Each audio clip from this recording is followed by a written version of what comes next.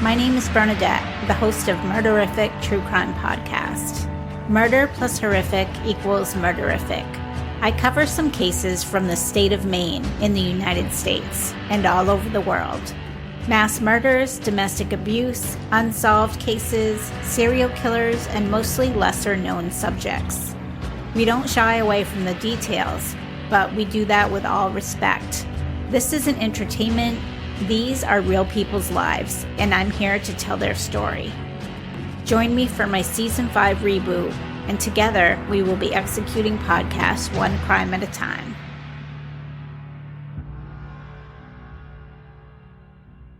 Criminology is a true crime podcast that may contain discussion about violent or disturbing topics. Listener discretion is advised.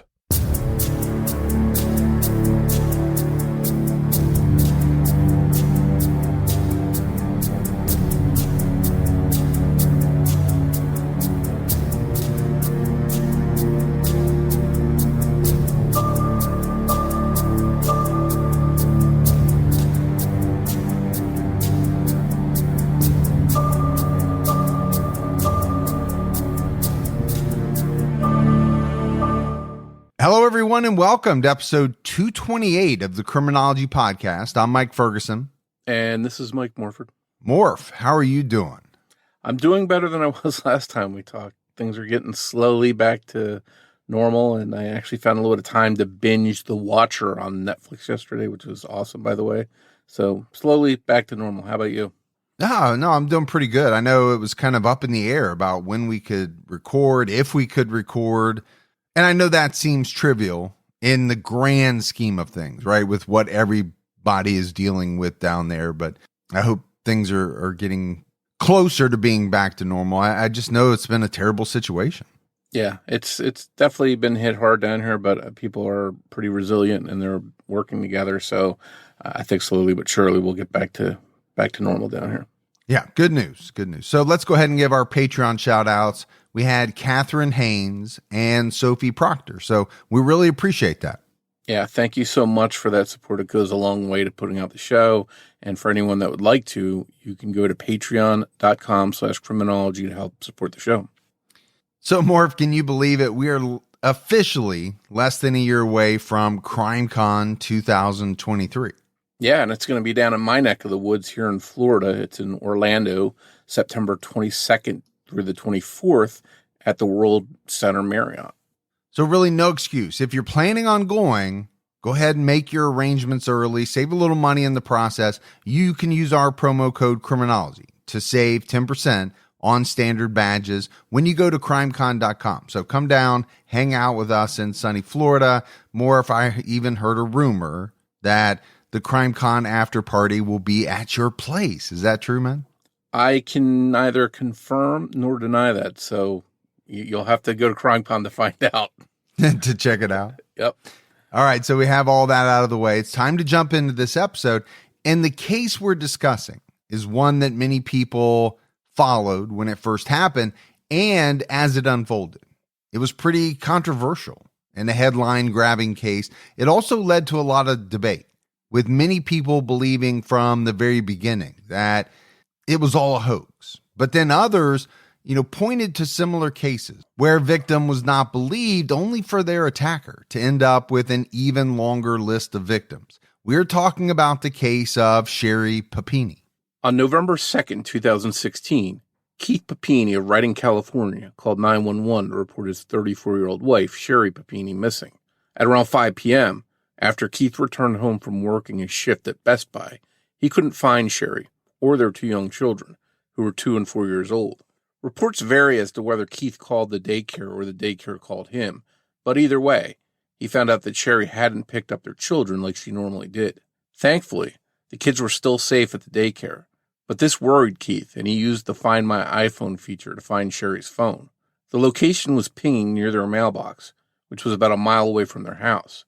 When it didn't seem to move and Sherri didn't return, Keith drove to search for her.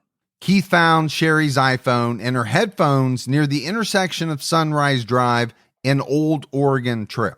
A few strands of hair that looked like Sherri's were wrapped around the headphones.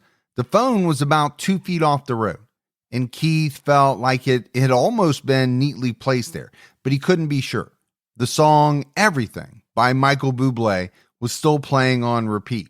By 5:51 p.m., Keith was on the phone with the police, worried that something bad had happened. Investigators responded and quickly narrowed down a timeline. They believed that Sherri had been abducted between 10 a.m.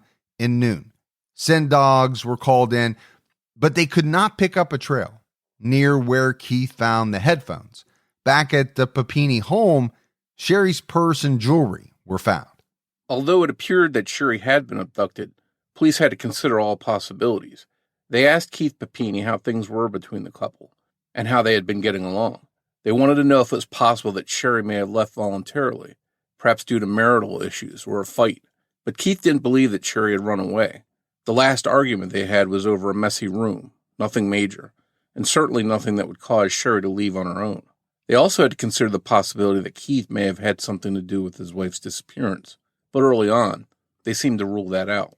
After shifting focus away from Keith, investigators started to look closely at Sherri's life. They analyzed her iPhone and found that 2 of the contacts stored as women's names were actually male acquaintances. Authorities traveled to Michigan, where one of the men was from, to interview him, and they were able to rule him out. He had been in California just days before Sherri disappeared. He was in San Francisco, which was about 200 miles away from Redding. The man told police that he and Sherri had been talking about meeting up, but they didn't go through with it, and he went back home without ever seeing her. He landed in Michigan on November 2nd, the same day Sherri disappeared. Later, his DNA would also prove not to be a match for DNA recovered from Sherri's clothing. Police found that the other man in Sherri's contact list was an ex-boyfriend of Sherri's who didn't have many nice things to say about her. According to court documents, he said Sherri was an attention-hungry person who told stories to try to get people's attention. Both men were cleared by police, but the hiding of these men in her contacts list made police consider the possibility that Sherri may have had a secret side to her life. Police didn't have much to go on. It seemed that Sherri may have been the victim of foul play, but there was no evidence to back it up. And for 3 weeks, they investigated her disappearance. Then, on Thanksgiving Day, November 24th, 22 days after Sherri Papini vanished, she was seen running on the side of Interstate 5 in Yolo County, California. It was 4:30 a.m. when a truck driver called 911 to report a woman, chained and hysterical, running on the shoulder of the freeway near Woodland.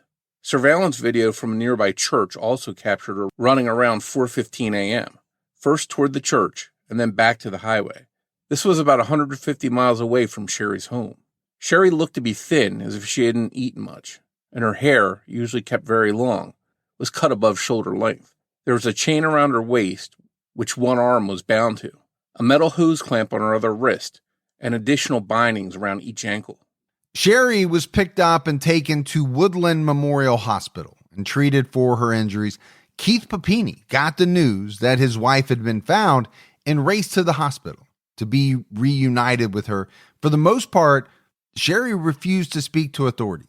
Keith was given a tape recorder so that he could ask her questions and conduct an interview on his own to see if he could get Sherri to talk. She claimed that her captors implied they had law enforcement connections and she would be in danger if she spoke to the police. According to court documents, one of her captors had said to her, "Guess what? The buyer's a cop. They're never going to find you." Sherri said that she could not be sure that the officers assigned to her case were not involved. Keith didn't want to stress Sherri out and was happy to have her home, and he wanted her to rest and get better. According to Keith, she weighed just 87 pounds. She was bruised, her nose was broken, and she had been branded. A design of some sort had been burned into her right shoulder. Investigators couldn't tell exactly what the symbol was. The bruises on her body, her face, her pelvis, the front of both of her legs were at different stages of healing. She also had rashes on her left arm and upper inner thigh, and burns on her left arm. Sherri was able to go home and sleep in her own bed on the same night she was found. All right, Morf, so let's just take a minute here to kind of talk about what has gone on so far in this case. You have a wife and mother who goes missing. You have a husband who's looked at by police. We know that's going to happen. That happens in most cases where a spouse goes missing or is murdered. That has to be very tough because you find out that your wife is gone. So you're dealing with that. You're also dealing with the scrutiny and pressure by police, probably, that you potentially had something to do with her disappearance. And then all of a sudden, 22 days later, Sherri is found. And obviously, as we've described, she's in a state where she's been physically harmed. She's very thin. So Keith, as a husband, he's happy that Sherri's found, that she's alive. But you have to be wondering, as do the police, what in the world happened? Yeah, it had to be a real roller coaster of emotions to have, that police suspicion on him. They're searching. He's got to take care of his kids. He doesn't know where his wife is. And then all of a sudden she's back. And now you sort of have to deal with that aftermath and figure out what happened. And I'm just going back to the description of her wandering on the side of this highway with chains on, and the poor truck driver that must have found her must have been horrified to see that, and it had to be pretty shocking for him to find her and report her.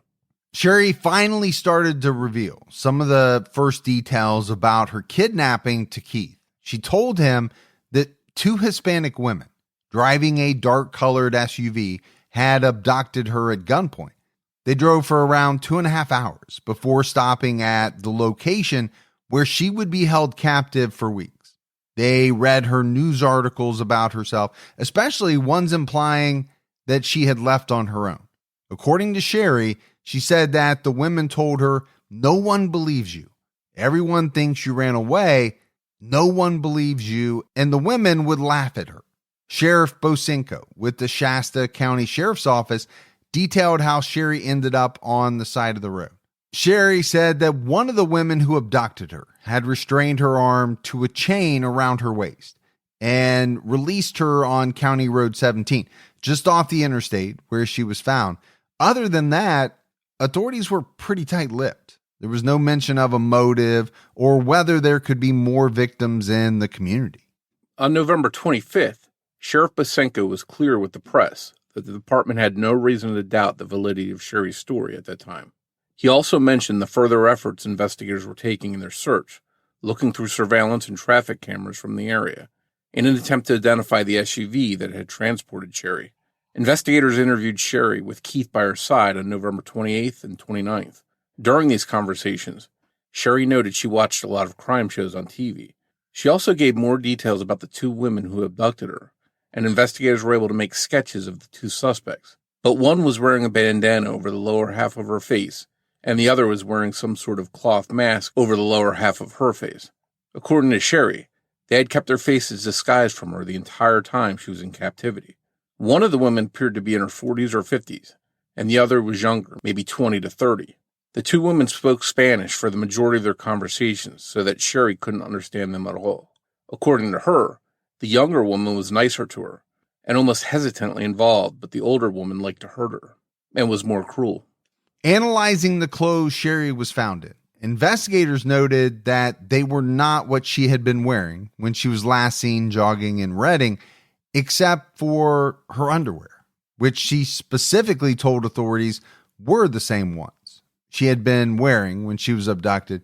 Two separate unknown DNA profiles were found, one from a male on Sherri's underwear and the other from a female, taken from a swab of Sherri's body.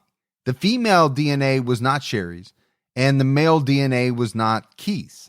Shasta County Sheriff's Office Sergeant Brian Jackson told People magazine that the female DNA may be explained if the clothing that was provided to Sherri are clothes that belonged to someone who was an acquaintance of the captors. Despite Keith Papini seemingly being dismissed as a suspect in his wife's disappearance, he was given a lie detector test and was said to have passed. Sherri's ex-husband was also contacted by police, but claimed he hadn't spoken to her in years. Sherri and her ex had gotten married in 2006 so that Sherri could benefit from his military health insurance, due to what Keith said was a heart murmur that Sherri had. But Sherri's ex-husband said that Sherri needed the insurance due to complications related to regular egg donations. Police continued to dig into Sherri's background, and friends told investigators that Sherri had run away from home when she was 16 years old and had stayed with people she knew in Southern California. In early December, Keith spoke to 2020 and ABC News about Sherri's ordeal, spreading publicity of the case even more, and the public began taking sides. Some people were saying there was no way Sherri was abducted, while others believed her. It wasn't until March 2017 that authorities were able to speak to Sherri without Keith in the room, since, according to Sherri, she continued to fear law enforcement. Suspicion of Sherri's story continued to grow, both on the part of the police and the public. But as wild and unbelievable as Sherri's story sounded to some, a lot of people weren't quick to judge her, due to a similar recent case less than 200 miles from Redding, in Vallejo, California.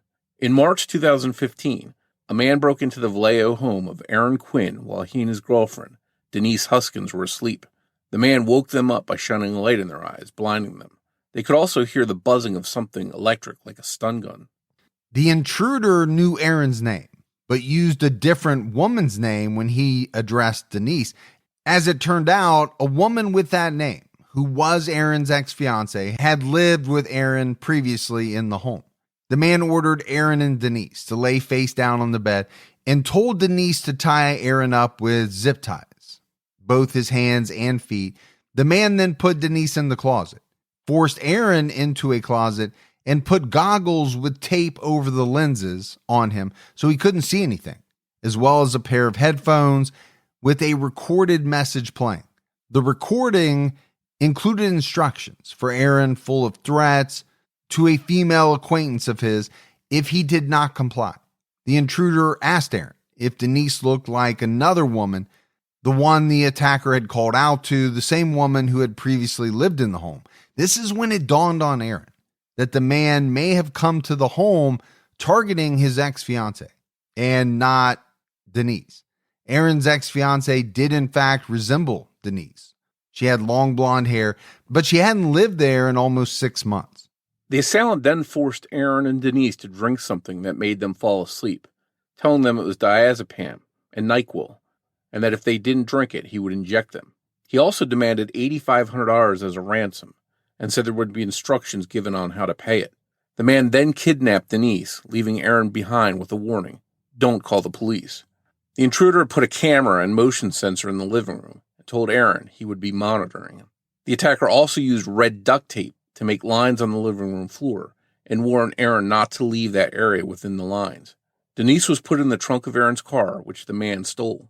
So Morf, as we read through this is a very scary situation. And it also kind of conjures up to me some notorious rapists, serial killers who we've covered in the past. Yeah, there's definitely some vibes here of maybe the Easter rapist, Golden State Killer. And we also covered a case down here in Florida a long time ago in which the attacker put some kind of weird goggles on people's eyes. So I think some of the MO here, could be from a number of different cases we've talked about in the past. But no doubt, extremely scary, a very harrowing situation. Your girlfriend is kidnapped, if you're Aaron, but then, almost like one of those Jigsaw movies, you're being monitored and you're told, don't leave this area, don't call police. Just the whole thing all the way around just really gives you the shivers. Now, of course, Aaron did call the police. At first, authorities were suspicious of Aaron, thinking he may have harmed Denise and was just trying to make up a cover story. And as we just laid it out, you have to admit the story did sound very, very bizarre. 2 days later, Denise was dropped off near her mother's house in Huntington Beach, California, more than 400 miles away from Aaron's house in Vallejo. Denise told police that she had been held in a bedroom, tied to a bed with a zip tie and a bike lock. But she was allowed to bathe, use the restroom, brush her teeth, and change clothes.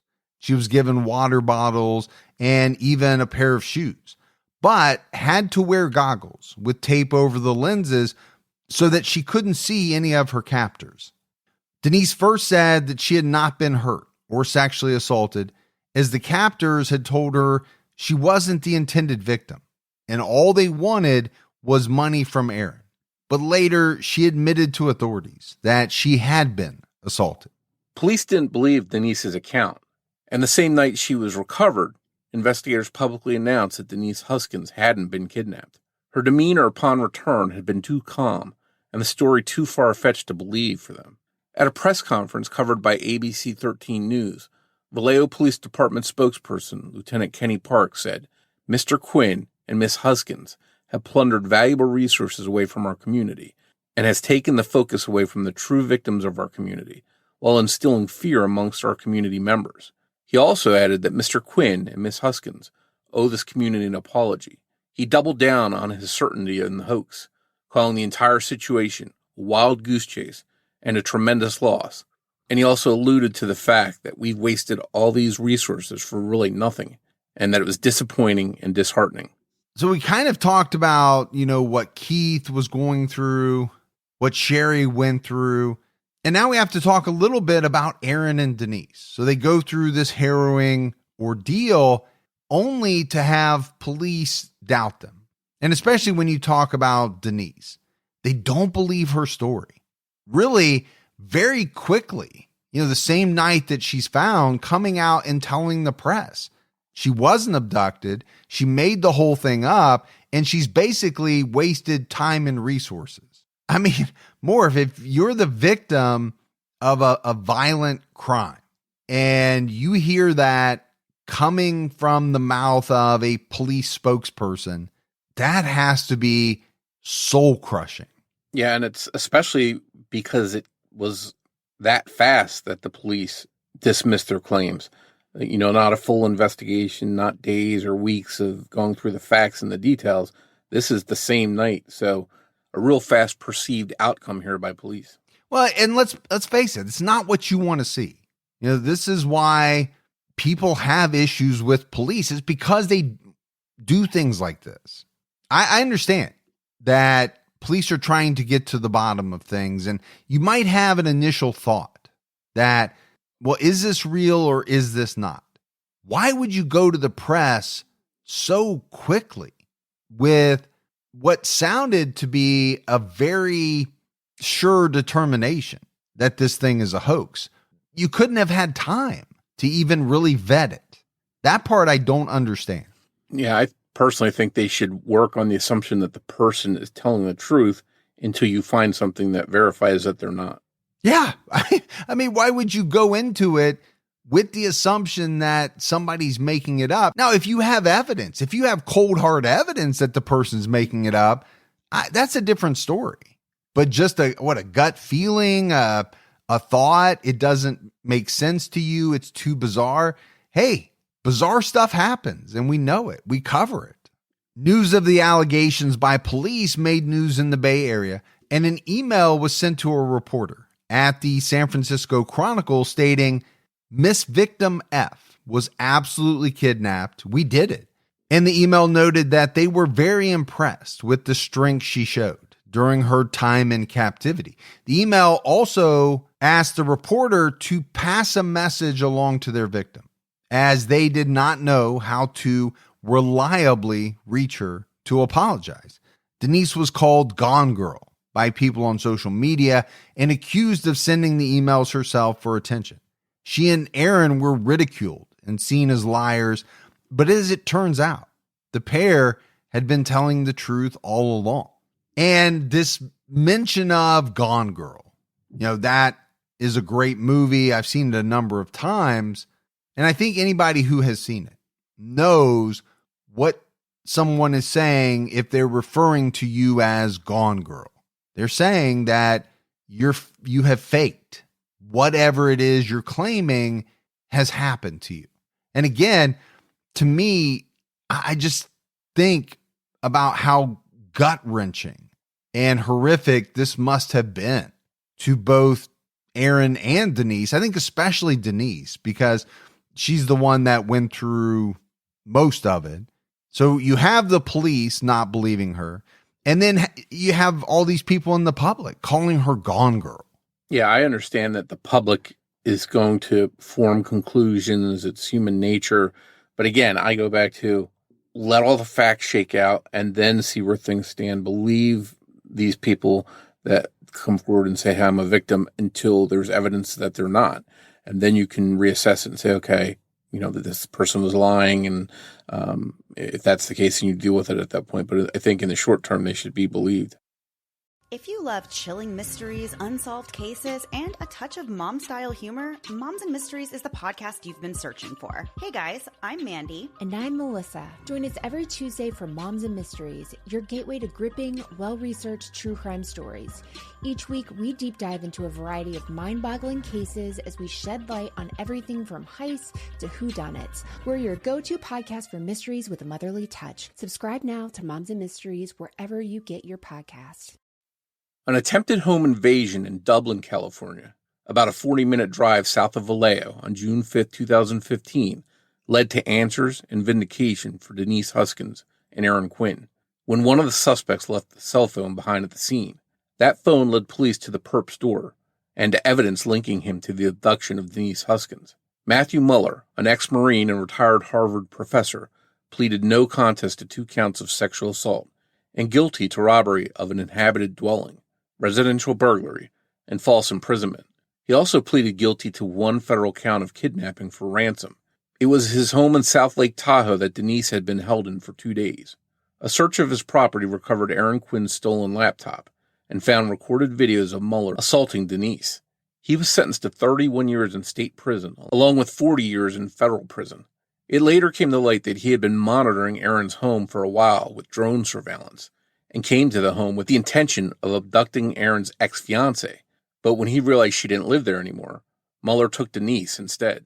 Denise Huskins and Aaron Quinn later sued the city of Vallejo for their very public ordeal, and they reached a $2.5 million settlement.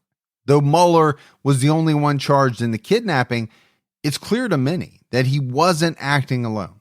Others believe he took measures, like whispering to himself during the abduction, to make it seem like he was part of a larger group. Denise Huskins also said she believed she saw more than one pair of legs, and that some of the things that happened would have been impossible for just one person based on what she was hearing and seeing around her. As of now, though, only Muller has been charged in connection with the attack on Denise and Aaron. So the reason we brought up Denise Huskins and Aaron Quinn and their case is because the facts were bizarre, but they were facts. It really happened. So we wanted to include that in this case about Sherri Papini, because the details in her case are bizarre as well. It doesn't mean she wasn't telling the truth. So I think police had to tread carefully in handling Sherri Papini's case, because no one wanted to be the person that didn't learn their lesson from the Huskins and Quinn case. They didn't want to be the one to let the next Matthew Muller get away.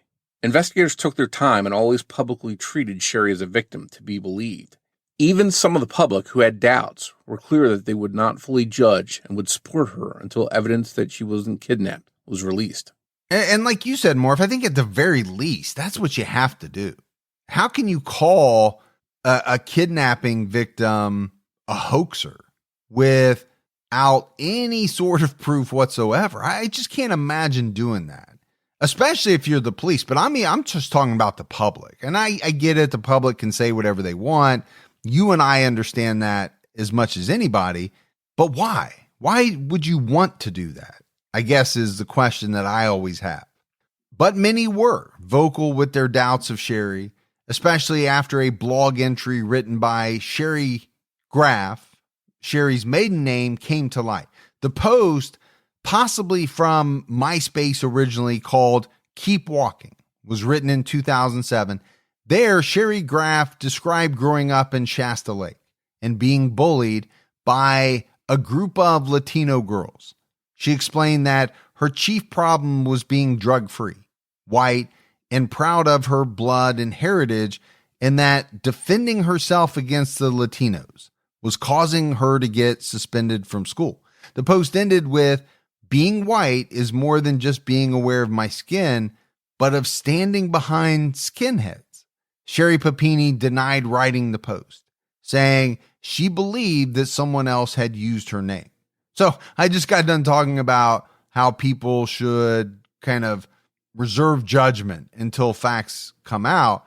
Now, I understand when this blog post comes out, why people would start to question her. You're going to talk about standing behind skinheads. Okay, people are not going to be behind you, which means they're probably not going to believe what you're saying. Yeah, I think you definitely lose some support and some credibility when something like that happens. And while Sherri Papini had her doubters, she also had supporters. A GoFundMe for Sherri raised about $49,000. It was originally intended as a reward to bring Sherri home safe. After she was found, $3,000 of that fund was used to pay off her credit card debt, and $8,200 was used to pay off Keith's credit cards. The personal spending added to the doubt in the public eye. When it came to light that the pair had that much debt, and money from a reward fund paid it off, it only raised more suspicion. For years, Sherri and Keith lived as privately as possible, practically recluses, trying to stay out of the spotlight. So now we have even another thing that is causing the public to possibly doubt Sherri. We have the alleged blog post, and now we have this notion that they used GoFundMe funds to pay off their credit card debts. Okay. You could see why after some of that came out, she would have less support. She would have more doubters. In August 2020, Sherri and Keith were brought in for another interview. Police were still digging for the truth, and they had found a familial DNA match on the DNA found on Sherri's underwear. Investigators laid out a photo and asked Sherri if she recognized anything in the photo. She didn't, but in the recorded police video, Keith prompted her, saying, "To me, I see a table there that somewhat looks like something you've described to me in the past, and then I see wood paneling," talking about the room.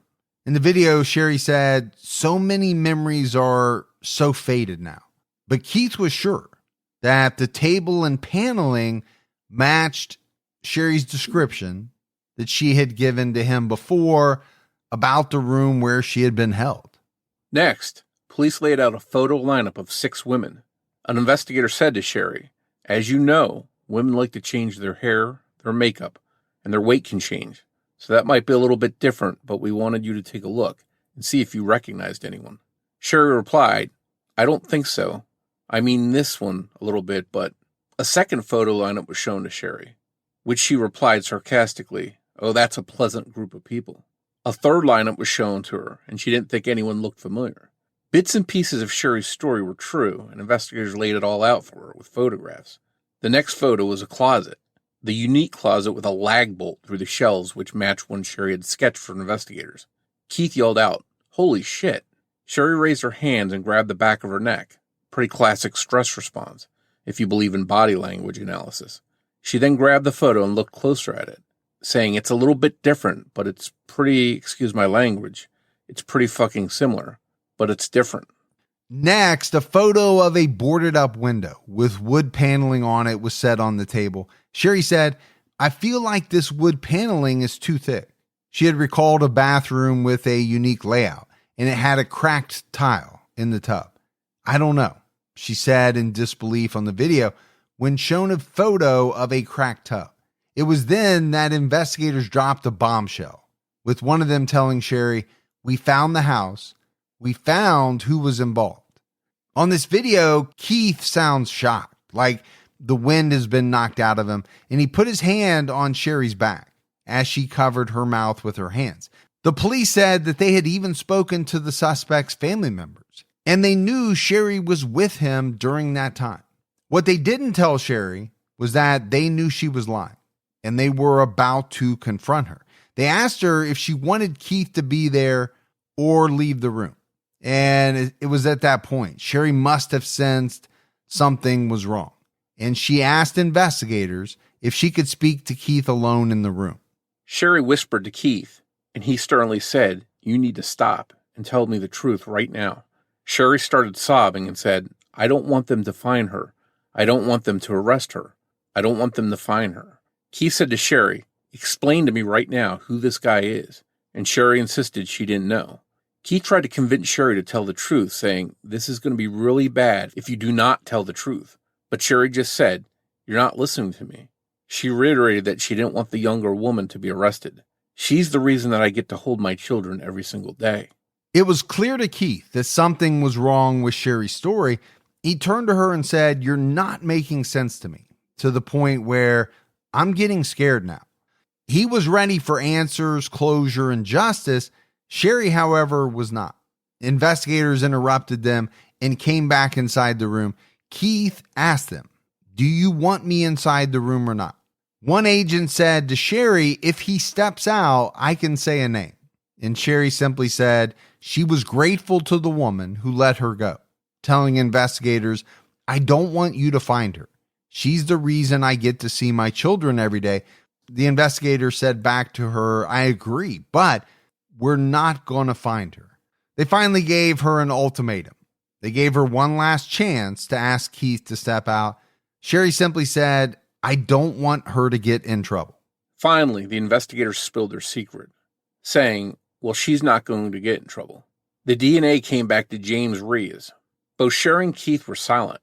James Reyes was Sherri's ex-boyfriend. They had dated until 2006, almost a decade earlier. Police spelled everything out in black and white, saying, "The reason why you can describe the room is because you stayed in the room in the dark for hours and days on end. The reason why you lost so much weight is because you stopped eating.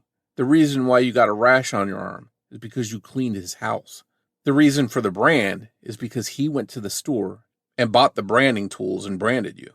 The reason why your nose was broke is because of a hockey stick. I know all of those things, and I know there was no sex." On the video, Sherri wailed, saying, "There's no way it's James. There's no way." She covered her eyes and sobbed, "It can't be James." She repeated, saying, "He loved me. We were friends. There's no way." She refused to recant her story about the Hispanic female kidnappers, insisting that one of them was the one who let her go. Sherri cried out, "You know who she is. I know you do. I know you know who she is. I'm not saying it. I don't want her to get in trouble. I know you know who she is." But despite Sherri's claims, the evidence proved that she was lying about the entire thing. The table she said she was tied to when her captors branded her was seen in a picture on her ex-boyfriend's brother's Facebook page. The closet matched a closet in her ex-boyfriend's apartment. The boarded up window of the room she stayed in had been boarded up by him at Sherri's request. The layout of the bathroom was the same, and there was a cracked tile in the bathroom at her ex-boyfriend's house. Finally, it appeared that reality and the gravity of the situation set in, and Sherri said, "I think I need my lawyer. It's not making sense that it's James." Once Keith did leave the room, which he did because he wanted to speak to one of the investigators outside, Sherri admitted that she had flirted with her ex-boyfriend via text message.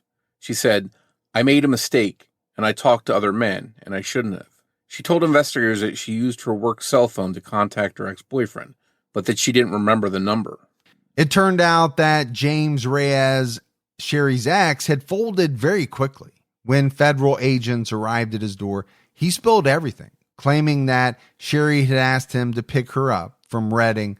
They had been talking again since December of 2015, using prepaid phones to communicate secretly. The male DNA found on Sherri's underwear belonged to her ex-boyfriend, James Reyes. His cousin recalled seeing Sherri at his apartment twice while she was supposedly being held in captivity. She wasn't restrained in any way either time.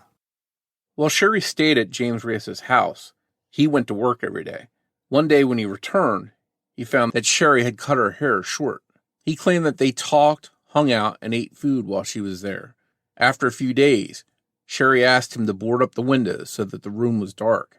At meals, Sherri would eat what he did, but not very much of it. In one instance, only eating half a banana rather than eating the whole thing. Though Sherri was tiny by his standards, he didn't question her obvious weight loss efforts.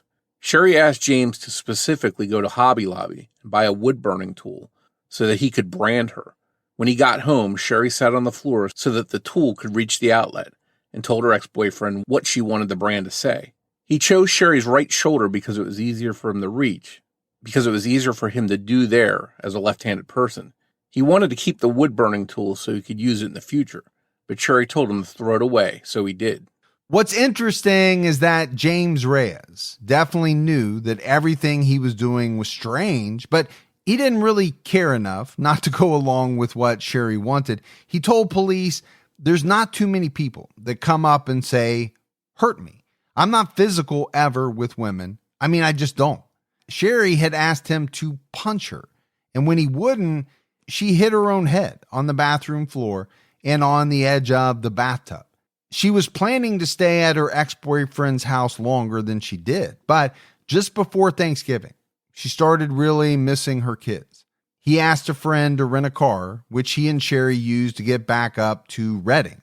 Sherri sat in the back seat the entire 7-hour drive, and when her ex-boyfriend dropped her off on a road near the freeway, according to him, she had stuff in a bag, and that these would be the items she was found chained and bound with. She threw a prepaid phone out the window on the drive up. Investigators tried to get a reason from Sherri as to why she had done all of this. Various people, including her ex, James Reyes, believed that Sherri was being abused by Keith, and that's why she wanted to leave and was hiding and being secretive.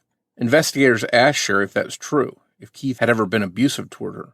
She responded by saying, "We're not talking about my husband. I love my husband. I don't want to leave my husband. I want to be with my children. I would never leave my children ever." But investigators counter with the fact that she did leave them. She knew she was leaving them, and she had even told her ex, James Reyes, that it was hard for her to leave them when Keith wouldn't be able to pick them up from daycare until after he got off work.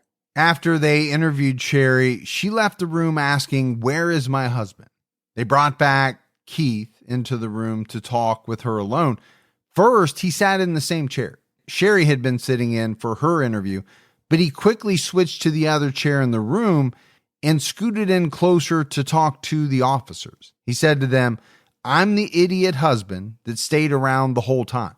He asked investigators what he was supposed to do next, saying, "Now you are telling me, okay, you can go home now. Well, do you think I want her anywhere around my kids or around me at all at this point?" He said to investigators that whatever his next steps were, it's not us together. I can tell you that much. It was clear to investigators that Keith had no involvement with any of Sherri's plan. So, Morf, it took us a little bit, to get to this point in the story because we had to set it up. But it comes out that Sherri Papini had made the entire thing up. Because why? She wanted to spend time with her ex-boyfriend, James. This was a real elaborate hoax. And now it comes out that the Gone Girl moniker was actually pretty spot on. And you got to feel for Keith in this situation because here he is standing by her, supporting her, and then the police hit them with this gut punch of, your wife left you and put this elaborate plan into motion. As a husband, I don't know how he would deal with that and how he would cope with that. It's got to be really a gut punch for him. Well, it sounds to me as though he was planning on dealing with it by saying, "We're done. Whatever I choose to do moving forward, it's not going to be with Sherri. I don't want her anywhere near my kids." But as much as I talked about, and you did as well, you kind of have to believe someone who says that they have been victimized in a certain way until you find out that it's not true. Well, now obviously we know it's not true. And so it just happens to turn out to be that the public was right, those that questioned her. But I still don't believe that that's the right tack to take in every situation because not every scenario is going to end up the way that this one did. On April 18, 2022, Sherri pleaded guilty to 1 count of mail fraud and 1 count of making false statements. 2 days after Sherri pleaded guilty, Keith Papini filed for divorce. In the documents, he stated that his main reasons for filing was that he must act decisively to protect his children from the trauma caused by their mother and bring stability and calm to their lives. A month later, on September 19, 2022, Sherri Papini was sentenced to 18 months in prison. This is longer than the prosecution asked for, and certainly longer than the defense was arguing for. Judge William B. Shub spoke as to why he was imposing a longer sentence, saying, "I don't believe those people who were deceived would believe that 1 month or 8 months is sufficient." Sherri Papini also was ordered to pay restitution to the California Victim Compensation Board, the Social Security Administration, the Shasta County Sheriff's Office, and the FBI, totaling $309,902. Sherri responded to the judge by saying, "I am guilty of lying and dishonor. What was done cannot be undone. I'm choosing to humbly accept all responsibility." Sherri was charged because she lied to federal investigators in August 2020. When investigators confronted her with evidence that she was lying, she refused to back down and kept insisting that she had been telling the truth. She could have stopped and admitted the hoax right then and there, but she didn't. She also could have opted out of victims' assistance under the guise of just not wanting to talk about or remember the ordeal anymore. Keith staying with Sherri until she pleaded guilty was a sign to some with lingering doubts that he was in fact involved in the hoax. Why else, they asked, wouldn't he have gotten as far away from her as possible right away? It was actually a good strategy legally, because when filing for divorce, using the information related to that plea was almost a guarantee that he would be granted full custody of their children. In a family court declaration, he wrote the whole problem started in November 2016 when Sherri left our children at a daycare and simply disappeared. Both I, and especially our children, were traumatized by her disappearance. Keith is ready to move on, recently telling People magazine, "The events of the past 2 months have been shocking and devastating. My current focus is on moving on and doing everything I can to provide my 2 children with as normal, healthy, and happy of a life as possible. But at some point, you have to think that his kids will begin asking questions related to this whole ordeal, and it's pretty likely that that's going to be a very difficult conversation. As for Sherri Papini, we'll have to keep an eye on what happens with her and what she says and does after she serves her time." But Morf, as we wrap up this case, it's such a strange and fascinating one, and it's different for us. There's no murder to talk about. There's no murderer. There's no killer. There's nothing like that. You know, it kind of went from us saying, you know, this has some GSK vibes, some EAR vibes, to really sounding like it comes straight from a movie script, like a Gone Girl script. But one of the things I want to focus on is what Sherri was charged with. And it really did seem as though it hinged all on the fact that she lied to federal investigators. It sounds to me as though if she would have come clean at that point and not taken some of the victims' assistance, I don't know that all that much would have happened to her. Yes, her marriage would have fallen apart. She may have lost custody of her kids, but I don't know if she would have done prison time. But you can't lie to federal investigators.